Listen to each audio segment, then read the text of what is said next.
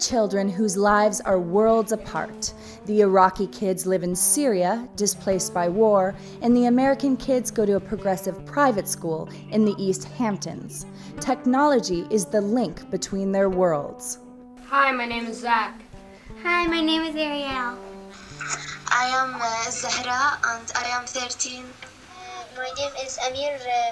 I am 11. I'm Emma. A cross-cultural web program brings the children together. Through this virtual world, they learn about one another's hobbies, hopes, and fears.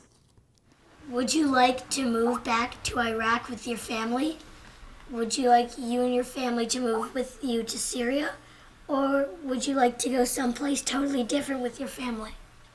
The program that brings the kids together is the brainchild of Faraz Majid. He started Native Without a Nation when he noticed that the Iraqi kids were suffering with little hope for their futures. Faraz, a refugee himself, is not legally allowed to work in Syria, so he decided to start something on his own. I start my project with the Iraqi kids. I start to teach them about the computer, that's what I know.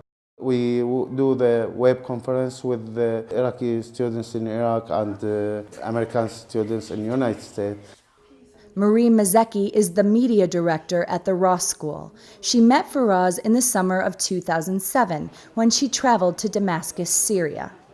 When I was in Damascus, I met and interviewed numerous Iraqi youth. The first thing that struck me was incredible depression and experience of trauma. Kids were carrying this trauma and depression without an outlet. Zahara Mohammed is the senior community service representative for the UNHCR in Syria. She said unaccompanied youth are one of the most vulnerable groups she works with. You have the other category of unaccompanied and separated children. From our observation, most of them, they have been displaced internally in Iraq before they cross the border to Syria. Some, they totally lost the parents, killed, or they just lost contact with them.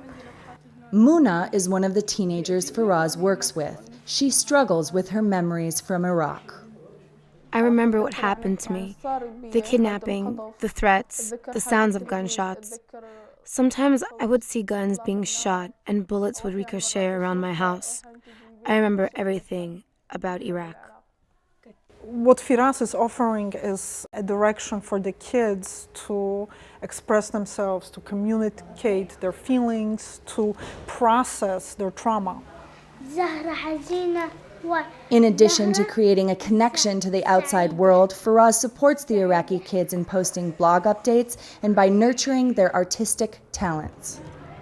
This is my painting. I make the art show for some of my students, the first art show for Noor.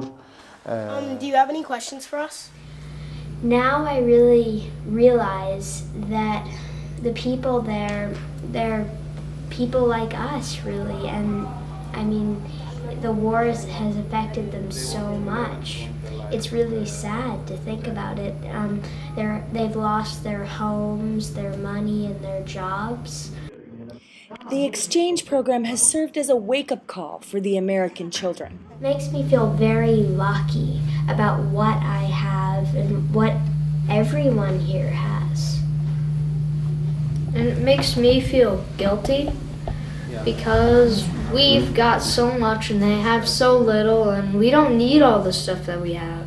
I mean, we could do without a huge library of books or like a whole closet filled with art supplies and stuff. As a way of sharing all that they have, the Ross children sent art supplies and money. A few months later, they were surprised to receive a box full of gifts. Children can immediately connect, and I think that often it is the adults that create barriers. We need to be able to communicate more with other countries because we're going to be all moving forward together.